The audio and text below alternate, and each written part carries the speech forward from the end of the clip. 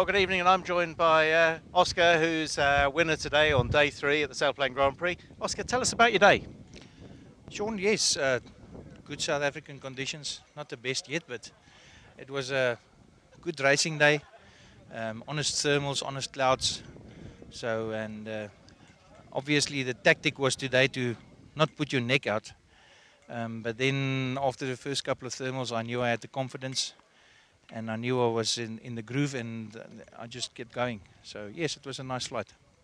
We were watching, and we saw down at the first turn point you headed right just before the turn, and it looks like you gained a couple of 100 meters on the guys behind. Yeah, it was a calculated risk. A good cloud street running off to the just northwest of the turn.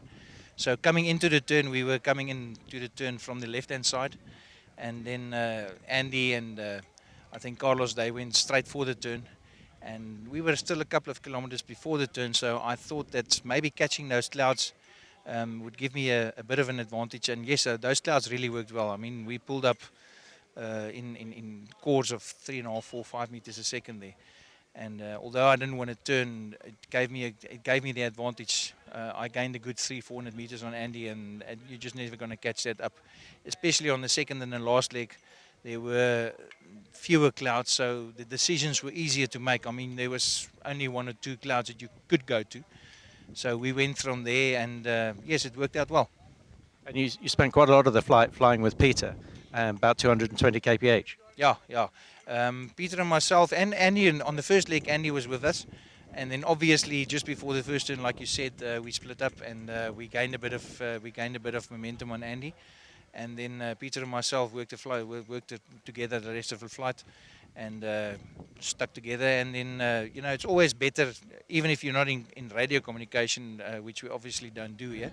But it's always better to have a bit of a reference, especially in the South African thermals under a big cloud. You can easily miss a core. So if you're 2 or 3 guys working together, then in this case 2, myself and Peter, we worked together well, and we hit the cores, and yes, we went along like a steam train. And running into the last turn, it looked like you hung back a little, gained a little extra height, and you had a different approach to Peter going into the turn. Yes, obviously at the last climb, Peter left slightly ahead of me, and he gained and he pushed a bit. I tried to gain some energy, followed a bit of a different energy line, more to the middle of the clouds. It's a bit of a luck, it's a bit of a hit and miss thing. But by and large, the higher you are, obviously, the more energy you can get. So I hung back a bit, and then where the big difference came was, of course, at the control point. I turned slightly inside of Peter. He pushed a bit too far into the turn, and when we came out of the control point, I knew I had him. About a little extra bit of height and the Evo tips, and you pushed for the line and pipped him on the line. Yes, yeah, obviously Peter's flying a brand new glider. His glider's just been built. Mine just came back from the factory. We're going to Australia now, so it's as new.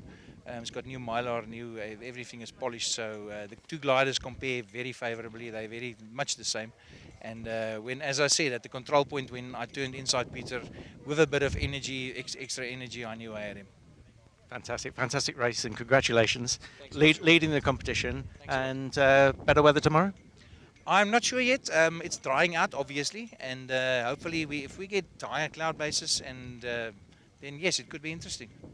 Fantastic. Look forward to seeing you tomorrow. Thanks, Sean.